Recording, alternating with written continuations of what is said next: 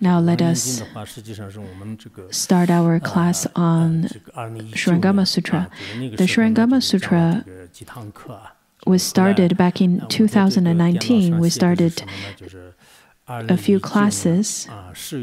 I wrote down in my note that on October 22nd, 2019 was the last class back then.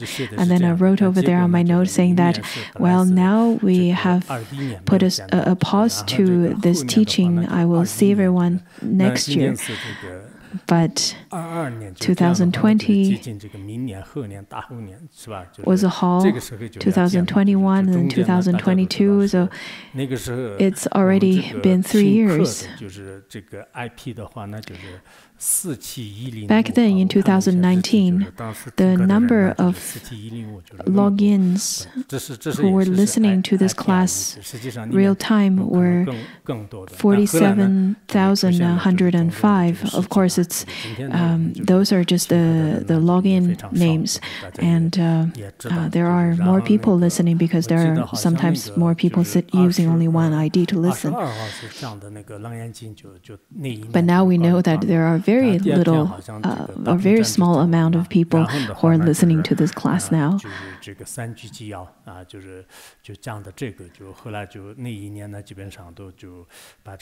I remember that on the 22nd, I give the class on Surangama Sutra, and then the second day I give class on the flight of the Garuda, and then I give the teaching on the 3 strikes on the vital point, which then concluded the teaching of that year.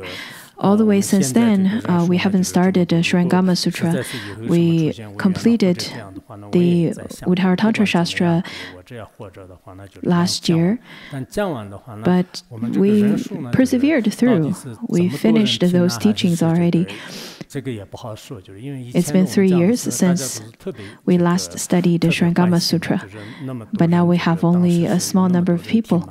When I first started the class, I was quite happy because many people were studying this text, but because of the causes and conditions, it seems that that's all we got so far. That's all we can have right now. If there are more obstacles were to happen in the future, even if only a few people left to listen to this teaching, I will definitely try my best to finish giving the teaching to you, and then eventually, hopefully, you will receive the audio tapes. Anyhow, I hope we can start well and finish well. We can finish everything thoroughly. And with that aspiration, I ask the 3 jewels and the protectors to give us teachings. In the later part of this text is actually not that difficult, so we can go a little faster, but the beginning part is a bit more difficult, therefore we will spend a little more effort. You know that in the Chinese chant tradition, they say that the Lotus Sutra is the sutra that leads to enlightenment, and the Surangama Sutra is the sutra that could lead one to come to full realization. I'm sure with such Supreme Sutra, there are great blessings. At the same time, we probably will go through some obstacles. But for those obstacles, for the diligent ones, I'm sure the diligent ones won't be stopped by those obstacles. So I will try my best, and we should all try our best to complete the study of Surangama Sutra altogether. In terms of the oral transmission, because I have not received the full oral transmission, when the Chankhya Ropé Dorje translated the Surangama Sutra into Tibetan language, there are the 2 chapters. I also saw that in the Dege version of Tripitaka included the 2 chapters, but in terms of the entire oral transmission of the Surangama Sutra, I have not found it so far. There are 2 current complete translation of Surangama Sutra into Tibetan language, one of which is translated by Tubten Nyima Rinpoche. So in terms of oral transmission, I only have the later Tibetan oral transmission of the 2 chapters in the middle. But before that, I'm not going to give oral transmission. To myself, I have already tried to read as many commentaries as possible because this sutra is very well known, and there are many commentaries that's very well known. I hope that those of you who are listening and studying the Surangama Sutra can also study other commentaries too, so that you can delve into the depth of the Dharma. Especially since we have this opportunity to study Surangama Sutra, we will definitely have the opportunity to propagate this teaching. Many great masters had propagated this Surangama Sutra, many in the past and many in the modern times as well. And the Surangama Sutra is placed at the great importance to every practitioner. Therefore, we should definitely try our best to study Surangama Sutra as much as possible. The content today should be easy to understand, so I'm going to give teachings without too much stories or quoting from sutras. So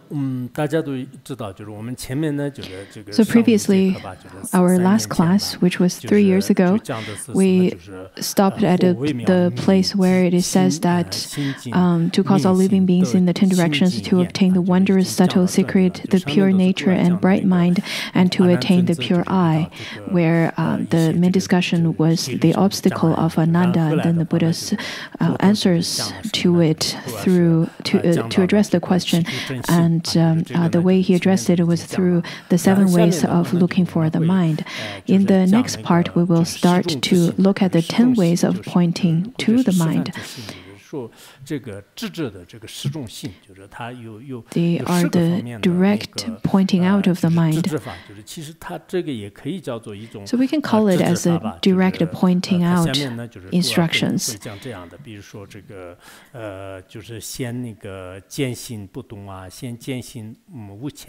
Such as, though appear, but the nature is immovable, though it appears, but the nature does not transmigrate, though it appears, but the nature does not have any intrinsic existence. All of those talks about though things appear, but the nature is not existent. I feel that this pointing out is very similar to the common Vajrayana direct pointing out, though a bit different to that of the Mahāti pointing out. So this kind of pointing out instructions given in Surangama Sutra is a public teaching. You don't need to go through empowerments nor the 500,000 of preliminary practices. Everyone could listen and everyone could study. So I think it would be easier for the students as well. Through these kinds of direct pointing out method, we can also attain liberation. We can also attain realization. This is such a profound way of pointing out to Ananda by the Buddha. This is such a profound method. Therefore, through our studying, though some places could be a little bit difficult to understand, maybe because I had not received the full oral transmission, maybe that's why I feel it's a little bit foreign to me. But when we study, we all need to pay great attention, be very attentive, and then also go through other commentaries as much as possible, as there are many commentaries available, let it be of the ancient times or of the modern times. And then you can come to your own understandings too. You can develop your own realization and insights of it. So let us then continue with the text. Let's look at the 10 ways of pointing to the mind. Now Buddha started asking Ananda, saying that you have told me that you saw my fist of light, of the bright light. At that time, Buddha asked Ananda, saying that, well, so now you've seen my fist of light, of this bright light. After making his fist into light, at that time his fist is exuberating light. And then showed it to Ananda and the rest of the Sangha members. Then the Buddha continued to ask, saying that, well, how did it take the form of a fist? How did the fist become bright? By what means could you see it? The Buddha asked him 3 questions. Can you answer me these 3 questions? Or by what means could you, or how does the fist take it in this form of a fist? How did the fist become bright? By what cause and conditions does the fist come to this form? By what cause and condition does the brightness comes to being? Also, by what means could you see this bright fist? Those are the 3 questions asked by the Buddha to Ananda. I think at that time, when the Buddha used his body, used his fist to expound the teaching, which is exactly what we use to point out the mind as well.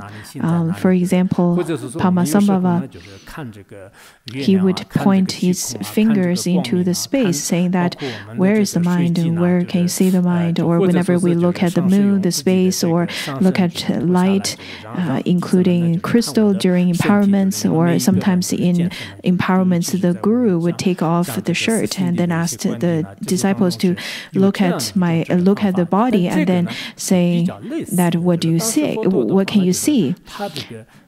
Especially some of the four nintics empowerments, there are lots of the direct pointing method like such. This is very similar.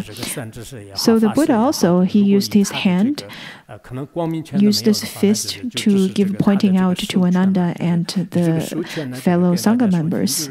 To us, let us be the spiritual teacher or the Dharma teacher, whomsoever you are. If you can use your hand, your fist, though it's not bright, exuberating light like the Buddha, but at least you can point to your fist and you can ask your disciple and saying that, well, what kind of shape do you see?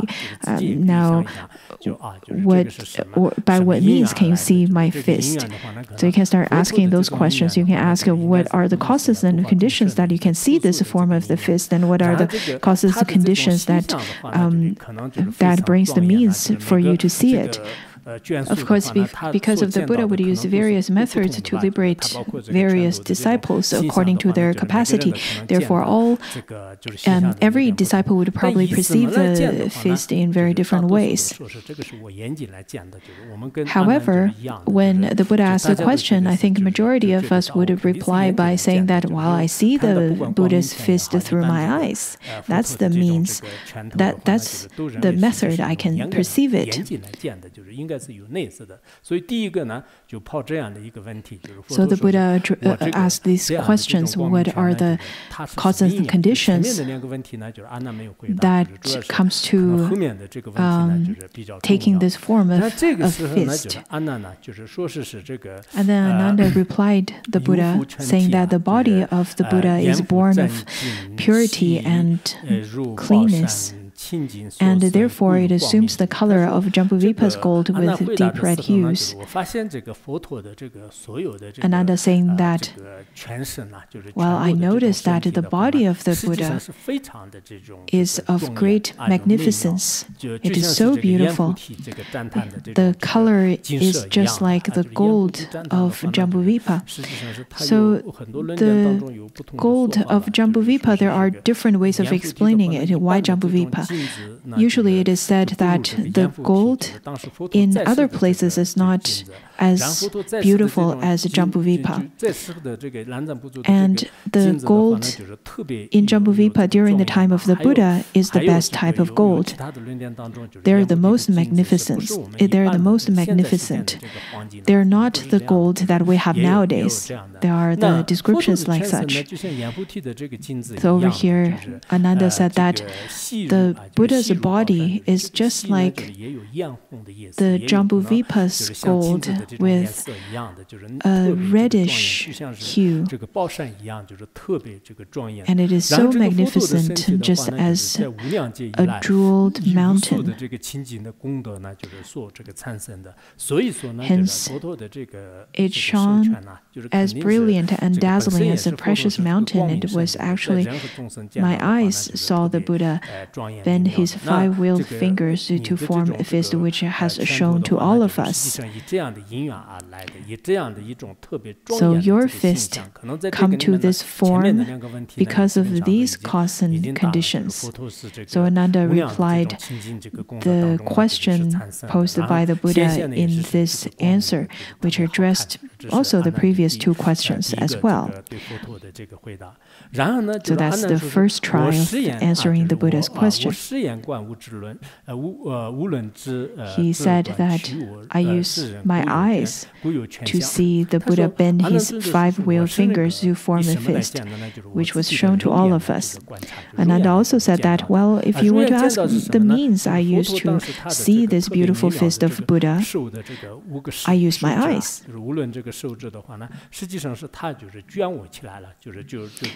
The 5-wheel fingers curled up to form this fist. Throughout this, then the fist was shown to all of us. Well, the answer was correct to our understanding, isn't it?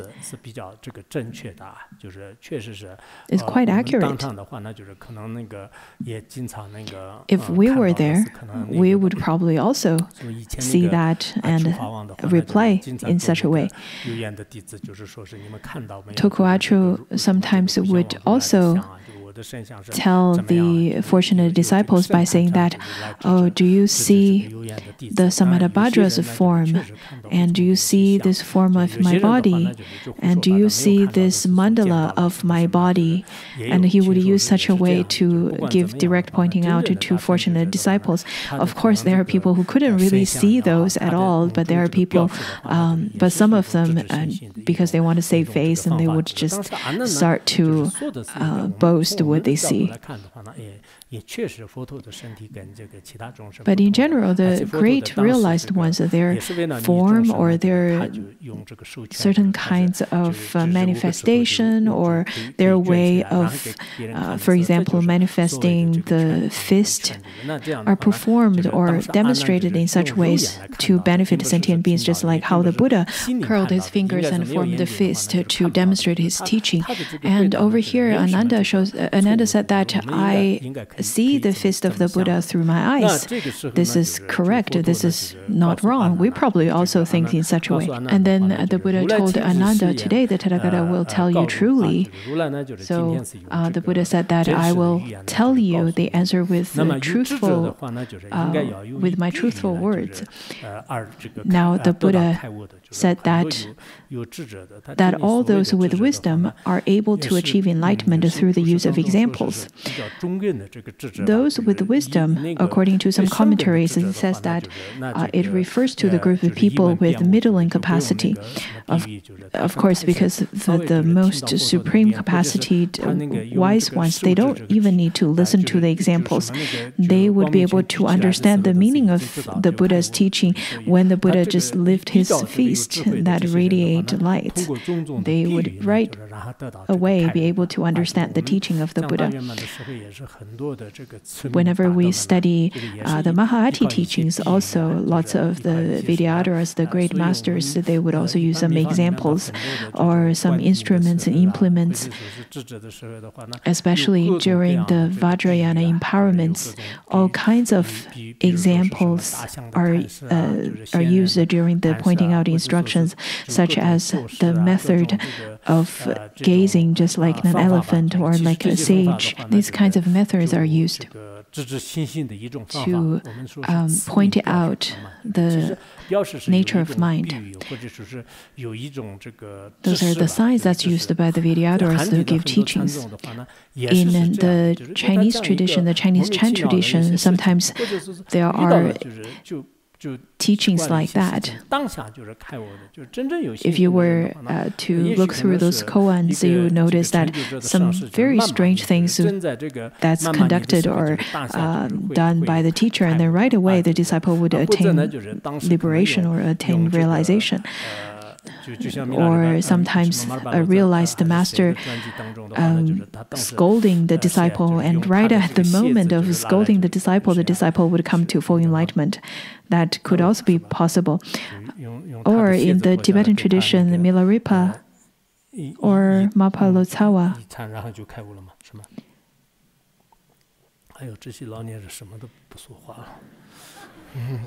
He was beaten by a shoe from his teacher, and right away he attained liberation. Unfortunately, all of our seniors over here, they don't remember the story. They don't really talk. This is a bit different. This one was taught, I believe, in words of my perfect teacher. Have you studied it before? The wise one, through examples, they would be able to come to realization with these methods. And then the Buddha continued to say that, Ananda, take for example my fist. If I don't have a hand, I couldn't make a fist. If you didn't have eyes, you couldn't see. If you apply the example of my fist to the case of your eyes, is the idea the same? Over here, there are two examples or two reference points. One is the fist, and then the other one is the eyes of Ananda. So over here it has two examples. One is the fist and the other one is the eyes of Ananda.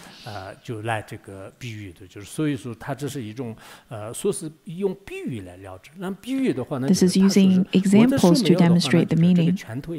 He then said that, well, if I don't have hands, then I can't make a fist. If you don't have eyes, you can't see the fist. Then, what do you think? Do you think my fist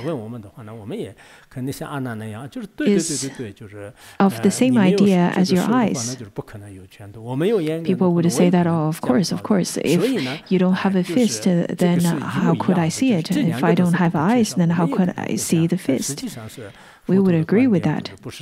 But that's not the Buddha's opinion. That's not the Buddha's teaching. Because Ananda is the Shravaka practitioner, and lots of the secret meanings given by the Buddha cannot be understood by him. In Surangama Sutra, we can see that Ananda has similar habitual patterns of understanding just as us ordinary beings. We have similar solid graspings as Ananda.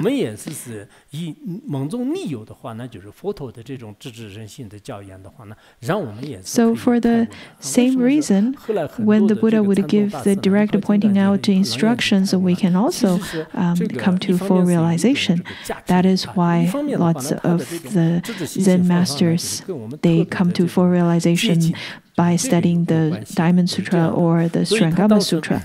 On one hand, there is the power of blessings. On the other, it is because those teachings are very close to the pointing out instructions. So they're very close. They're very directly correlated. Over here, the Buddha is asking, well, if you apply the example of my fist to the case of your eyes, is the idea the same? And then Ananda replies by saying that, yes, world-honored one, since I can't see without my eyes, if one applies the example of the Buddha's fist to the case of your eyes, the idea is the same. So Ananda is saying that, yes, I agree. What you said is exactly right. If I don't have eyes, then there's no way for me to see the fist of the Tathagata. It is because I have eyes, therefore I can perceive the fist of the Tathagata. Similarly, if the Buddha does not have the fist, then I cannot see the fist. So he said that without the hand, then there is no fist. Without my eyes, I cannot see it. That's the Ananda's opinion. But that's not true, because we can see still without the eyes. What is seeing? According to the worldly sense, we apply the word seeing to eyes. The mind cannot see. However, the teaching over here is that the mind sees instead of the eyes. But according to the worldly beings, they would think that the seeing is only through the eyes. The mind cannot see. When you use wisdom to observe it, not only the eyes can see, most importantly, without the eyes, the mind can see as well. Relatively, we can agree that the eyes can see. However, the seeing by the eyes is not reliable. It is because the eyes are made of flesh. According to Abhidharma, it says that the reason that we can see through our eyes is because of the particular form of the eyes. And according to other schools, it says that the eye faculty has a particular type of capacity.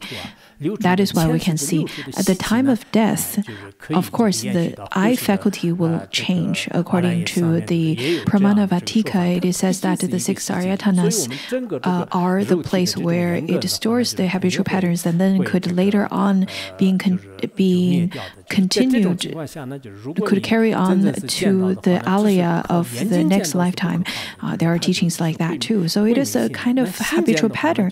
But the eye consciousness on our flesh body would definitely, the eye faculty on our flesh body would definitely decay. And under the circumstances, if you really want to see, seeing by eyes is not reliable because it can decay, it can destruct, it will disappear. But if the mind sees, then the nature of mind is of the luminous Tathagata Garbha. And we know that it is realization. From this aspect, it is quite profound. Therefore, the world-honored one is giving this profound teaching. So the Buddha continued to say to the Buddha, well, you say it is the same, but that is not right. The Buddha said that, well, though you say that without the eyes, then you won't be able to see. Without the hand, you won't be able to. I won't be able to give you the sign or the formation of fist. That is not the same, and that is not right. Why is that? Because someone without a fist, someone without a hand, then obviously he won't be able to make a fist. That's correct. There are people who are, for example, amputated or without hands. Then there's no way for them to make a fist. From that point of view, then it is correct, because without hands, then how can you make fists? Over here it says if a person has no hand, his fist is gone forever. But one who is without eyes is not entirely devoid of sight. However, it is not the same as people without eyes, but they can't see. It's different. The two examples are different. Because even without eyes, someone could still see. The two examples are different. Therefore, the Buddha started to further analyze his teaching or his argument, saying that without the eyes, the person could still have seeing. It is not completely devoid of seeing. For what reason? Try consulting a blind man on the street and ask them, what do you see? So you can try to interview someone on the road. If you meet some blind people and you can ask them, so what do you see? Nowadays, on our roads, there are tactile pavings, and then people who don't have eyesight, they can use their stick, and then they can feel the tactile paving, then they can walk, and they tend to walk quite fast and smoothly. They can walk very far. They can travel back and forth as they wish. They understand where they are. They know how to walk those roads. So you can go and ask them. The Buddha is saying that. And ask them, what do you see? Any blind man will certainly answer, now I see only black in front of my eyes. Nothing else meets my gaze. If you were to ask a person, well, what are you seeing right now? And then the blind person could definitely give you the answer, I see everything black. I see darkness. Indeed, if we keep our eyes shut,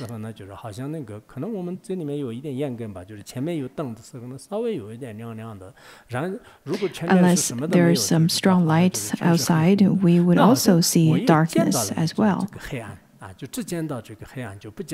We only see this black darkness. Therefore, whenever we go and interview some blind people, and they would answer in such a way, I see only darkness, I see only black in front of my eyes. That's the object of their seeing. The meaning is apparent. If he sees blackness in front of him, how could his seeing be considered lost? Well, in this way, the Buddha is explaining that in this way of observing it, that means if the blind people sees darkness in front of themselves, how could those blind people see the object of seeing be considered as lost? How could you say that they don't have any object of seeing? It is only that for us, the ones who are not blind, we see brightness, and for people who are blind, they see darkness. That's all. We see the different object of seeing. It is not that the blind people lost the object of seeing. With our modern way of analysis, I think this is also very interesting. It is very logical. Of course, I think people without spiritual pursuit, they won't really agree with this method of logic, and they would say that, no, that's not true. They don't see anything. It's darkness. But we can also think to ourselves, whatever we are seeing, the object of our seeing is brightness, but for the blind people, they do have the object of seeing as well, but it's darkness. If you close your eyes and just try to experience it in a dark environment, you would come to that kind of understanding as well. When it's really dark at night, and then you can practice, you can try to feel it.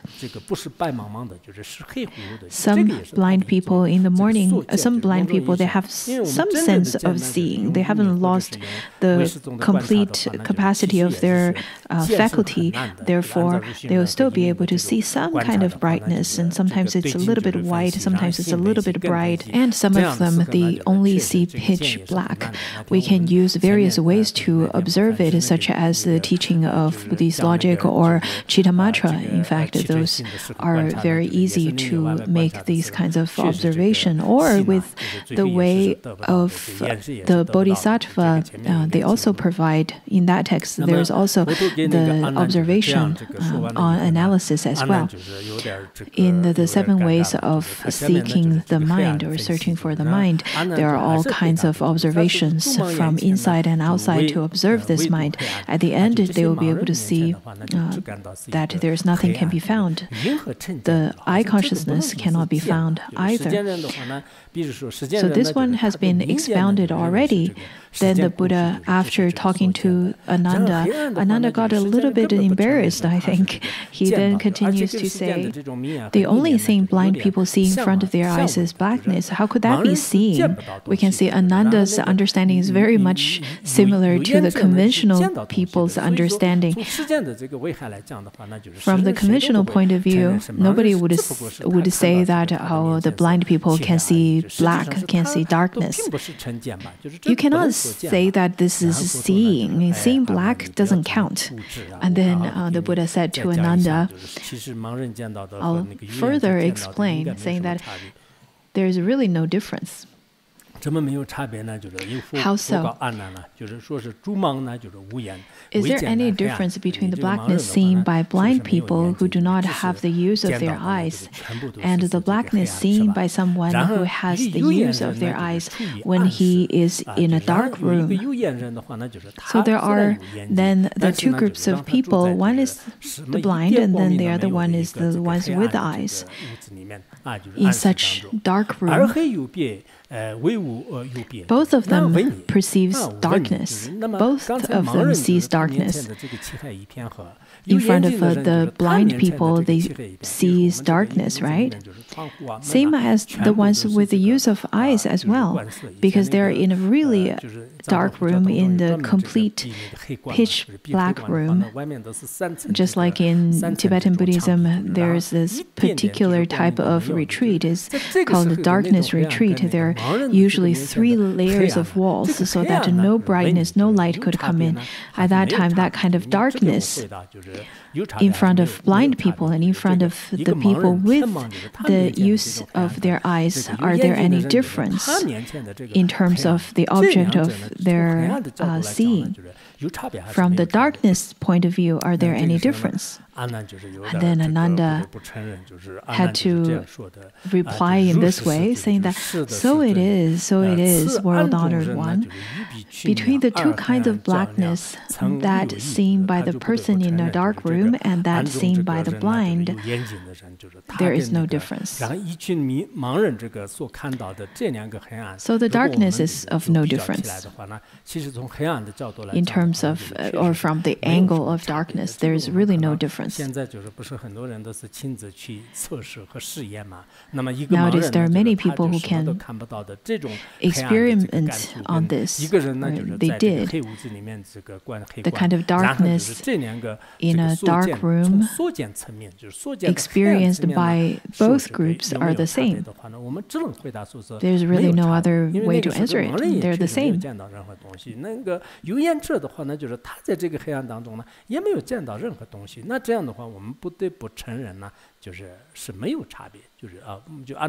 Ananda replied to this question with honesty, saying that yes, there is no difference. Maybe because at this point Ananda really couldn't find any way to continue to debate with the Buddha. This pointing out is a bit different than the Ati's way of pointing out. I think this kind of pointing out of the nature of mind is more logical. Ananda, the Buddha continued to say that if the person without the use of his eyes, who sees only blackness, were suddenly to regain his sight and see all kinds of forms, there are the modern operations that could bring back sights to certain types of blindness, such as cataracts, can be cured or can, after certain surgeries, be adjusted. Or some of them, they can start seeing again by placing some sort of obstacle lenses. And then they can start seeing again.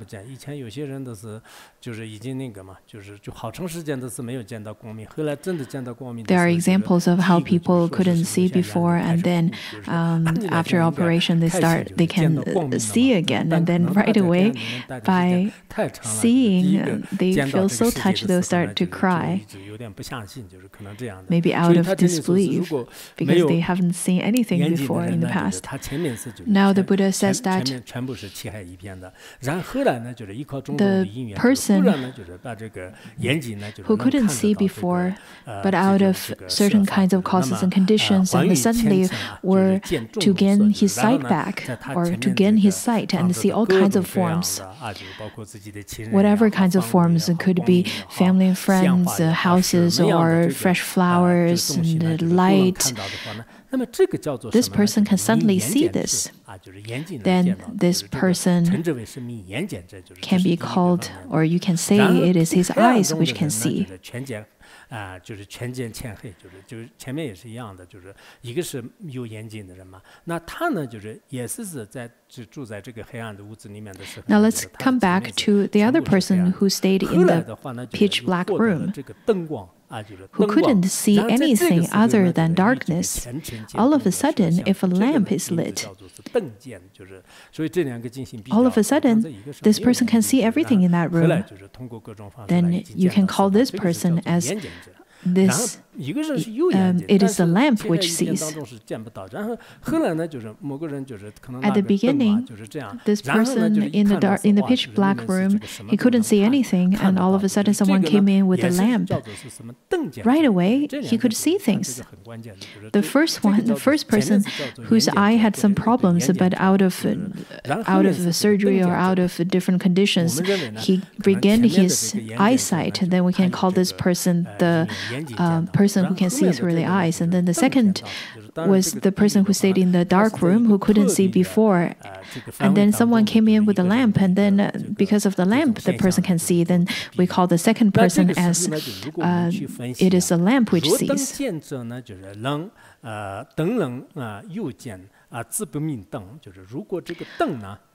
If it is a case of the lamp seeing, it would be a lamp endowed with sight, which couldn't be called a lamp. And if the lamp were to do seeing, how would you be involved? If you were to say that this person cannot see, but the lamp sees, that cannot be true, because the lamp cannot be the subject of seeing, because it is of inanimate object. What's the function of the lamp then? The function of the lamp is to illuminate, so that the darkness can be expelled, and then people can see with the light that comes from the light. But for the lamp itself, it doesn't have the function to see. If it is the case of the lamp seeing, it would be a lamp endowed with sight, which couldn't be called a lamp. And if the lamp were to do the seeing, how would you be involved? 有什么关系呢？就是没有什么关系的，就是并不是使这个因为灯的原因来你见到的，灯它自己见到瓶子的，当它自己 If you were to say that the lamp can see all the things by itself, then it has nothing to do with you. 所以从我们这个层面来讲的话呢，如果有依靠灯来见到的话呢 So by relying on lamp to see, 灯呢就是只不过是 we should know that the lamp cannot see, rather the lamp can illuminate. And then the subject of the seer or the seer can see. The one who sees should be our own eyes or the mind. Therefore, you should know that while the lamp can reveal the forms, it is the eyes, not the lamp, that do the seeing. We know that the lamp has its function and performed its function, which is to illuminate the forms. Then as a seer, it is the eyes, but not the lamp that could see. The lamp is not the seer, the eyes are the seer. Now let's analyze it further.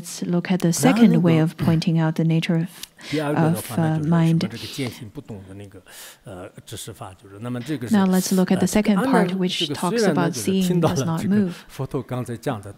Although over here in the sutra it says, although Ananda and everyone in the great assembly had heard what was said,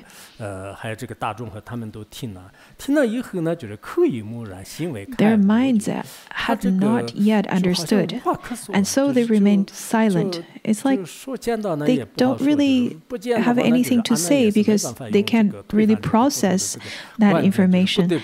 Also, Ananda, because he can't rebut what the Buddha taught, but he had to be silent because there is no way for him to debate back. 就是他这个语言呢，就是没办法给他这个进行这个回答，但是心里面呢，就是还没有真实的这个开悟啊。Though that he cannot come up with a better answer, a more suitable answer, at the same time, he hasn't come to the full realization of it. He doesn't really fully understand what the Tathagata's meaning is. Just as some of our fellow practitioners over here, you're probably also half understanding it and half don't quite understand it yet. And then Ananda continued to request the Buddha to give further teachings. He said that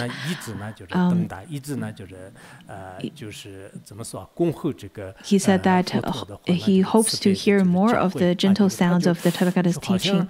So they put their hands together, purify their minds, and stood waiting for the Tathagata's compassionate instruction. We can see this is such a wonderful story, a wonderful demonstration of teaching.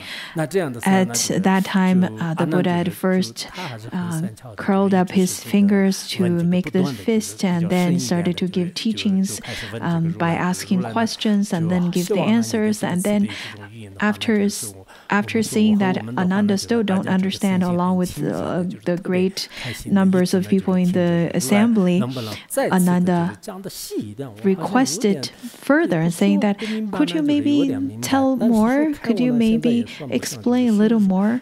Because I don't think I quite understand what you mean. I don't think I fully understand. I don't think I attained any realization yet. Then the world-honored one extended his tula cotton webbed illuminated bright hand. So this tula cotton is a type of cotton in India back then, and it's very soft, very gentle.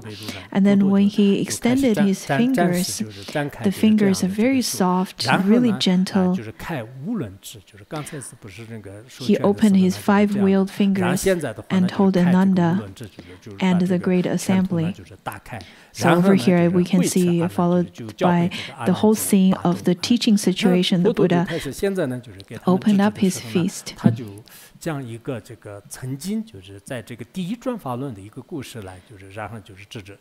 And he started to tell the story that happened at the beginning of the first turning of the wheel. So the story goes like this. When I first accomplished the way, I went to the deer park, and for the sake of Kurunanda and all five of the bhikshus, the five original disciples, that is, as well as for you out of a fourfold assembly.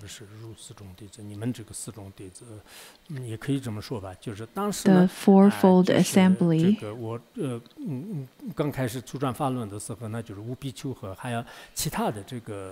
the five bhikshus, as well as bhikshus, bhikshunis, upasaka and upasikas, as the fourfold assembly. At that time, the story continued. The Buddha continued to say that I said it is because living beings are impeded by guest dust. The following parts will be repeating the guest dust aspect, or the adventitious stains and afflictions that they do not realize Bodhi or become arhats. And then the Buddha said, okay, so now the five bhikshus who are already now attained arhathood, who already came to realization, you know the causes and conditions which led to it. And now that you have already come to the fruition, you already have attained fruition. What's the causes and conditions which led to the fruition then? The Buddha then asked, at that time, what caused you, who have now realized the holy fruit or the fruition of arhathood, to become enlightened? The Buddha at that time pretended not knowing the causes and conditions. Of course he knows. But the Buddha posed this question. After this question, then Kodina started to answer this question to address the question that's posed by Ananda, because he said that, oh, I don't understand your example, then could you maybe further explain what you mean? And now the Buddha started to give the pointing out through a story instead of an example. After this story, you should be able to understand what guest dust is, or adventitious stain. According to the lamp of certainty, a beacon of certainty, where it says that the adventitious stain, in fact, what it obscures itself, it doesn't have the nature of obscuration either. So through this way, you'll be able to come to realization. I remember a Chan master, Master Zhao Zhe, at that time when he was sweeping the floor, and then a monk came to ask him, well, why are you sweeping the floor? You're a great master. He said, the dust comes from outside, why shouldn't I sweep it? And then the monk replied by saying, this is a pure practice center, or this is a pure place. So for that reason, we can say that that monk who asked the question also had certain level of realization too. Through other people's stories, or our own stories, or Kodina's stories, after listening to it, I'm sure these adventitious stains will be able to gain a better understanding of what it is. The Tibetan translation of guest dust, the adventitious stain, has this meaning of guest and has the connotation of someone who comes after, but not long abiding or not staying for a long period of time. It also has the connotation of by chance. And stains or dust means it's obscuration. Our current project of Tibetan Tantra Vajrayana dictionary is ongoing. When I looked into it, it was 3 years ago, on April 22nd. We established that group to work on the dictionary. But since then, we haven't worked on this adventitious stain, this particular word yet. The 6 types of dust refers to the 6 objects, the form, sound, touch, smell, and so on. So adventitious stain, adventitious, or something that comes from outside. Well, we have to talk about it. Well, dictionary, it's a big project. At that time, Venerable Kodina stood in front of the Buddha, stood up in front of the Buddha.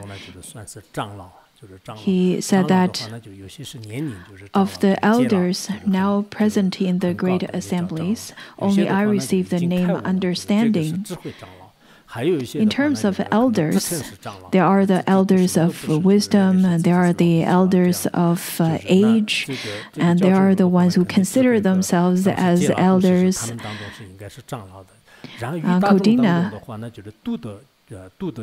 Kodina is considered as the elders of wisdom and precepts. So he received the name as elder. He received the name understanding because Kodina said that because I was enlightened to the meaning of the word guest dust and realized the fruition. Because the Buddha asked the question, for what causes and conditions did you attain the fruition? Then Kodina over here very proudly saying that, well, I attained fruition through adventitious things. In our previous class on turning the illness onto the path of enlightenment, where we talked about how you can transform illness onto the path. So we can see that illness itself is not particularly something that's desirable, but once it's transformed onto the path, then it can bring about fruition. Just as Kodina received fruition after understanding adventitious things. Kodina continued to tell his story, saying that world-honored one, it is like a traveler who stops at as a guest at a roadside hotel, perhaps for the night or perhaps for a meal. Sometimes you can see that at a hotel, you can see different guests coming in and going out. Then those guests would probably stay for one day or one night. They would stay there for a meal, for a night.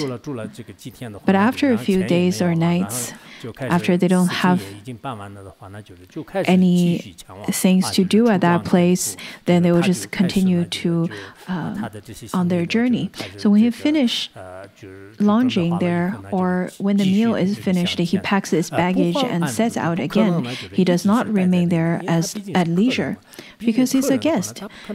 So why would he stay there? The host, on the other hand, would not leave.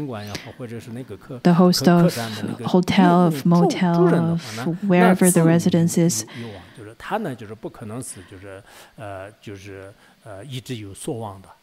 doesn't wander around. Then that's no longer called as a host. A host is someone who stays there. Consider it this way: the one who does not remain is called the guest, and the one who does remain is called the host. The word guest then means one who does not remain.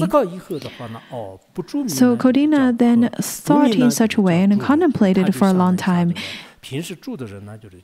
And he came to this understanding that one who does not remain is called the guest, and the one who does remain is called the host. So he understood. The word guest means one who does not remain. This would be easy to understand when we talk about the nature of mind. The nature of mind is like the host. And then the two obscurations, obscuration of affliction and obscuration of knowledge, are considered as the guests. So the obscuration in general is considered as a guest. Kodina attained fruition in such a way by understanding that the mind is of great purity, and the guests are the obscurations. So the guests would come and visit, and they would go. But the nature of mind is the host. But we constantly would get very much entangled by our guests and don't realize the nature of our mind. Kodina understood the nature of mind through this teaching of guest and host, and seeing the host being the nature of mind. The great masters like such, including Kodina, whom we call them Shravakas and Arhats, but even to them, they came to understanding, they came to the fruition by understanding of obstacles. And they know that obstacles are only occasional, it is not forever. So that's one aspect. And then the second aspect says in the sutra, again, when the sky clears up, for example, after the rain, the sky should be really clear, very bright. After the rain, especially nowadays since we had lots of rain and snow, the sky is really bright. Much more clear, without any obstacles, completely pure. It is just like the sky after it clears up. After that, when the sun starts to shine in the sky, and then the sunlight comes through from the windows or skylight, whenever there is light, then you look through those lights and look up to the sky, you would see there are lots of little specks of dust. Though that the sky is really clear after the rain, and then in the sunlight, when you look through the sunlight that comes through the window, we see some dust.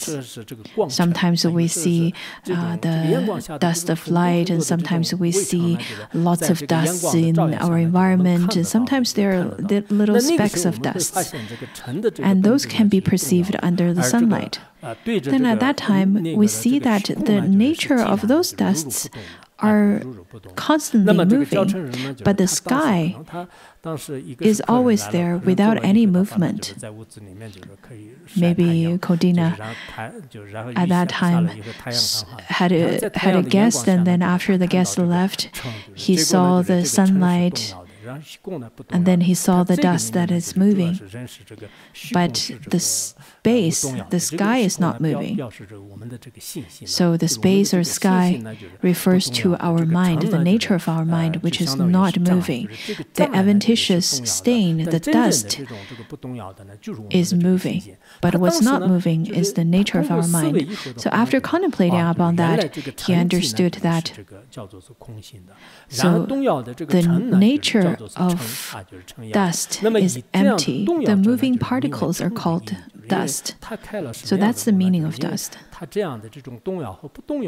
The moving and not moving, the dust and the space reviewed the relation between obscuration and the nature of mind. That's how Kodina came to the understanding, or came to the attainment of fruition through guest and dust. Next time, whenever people ask you, well, what is guest dust, and could you explain to me? Then you can ask them to go and read the story in Surangama Sutra.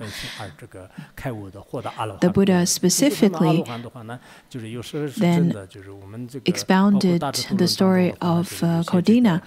That's how Kodina came to the fruition.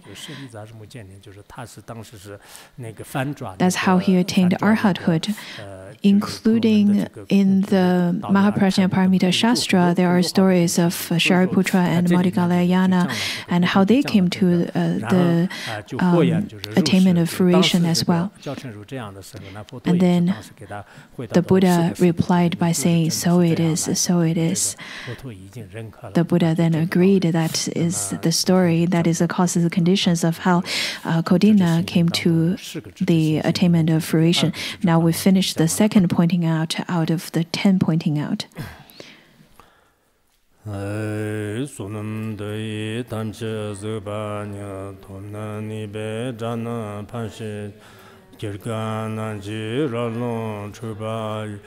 Chubum sonen dro a dro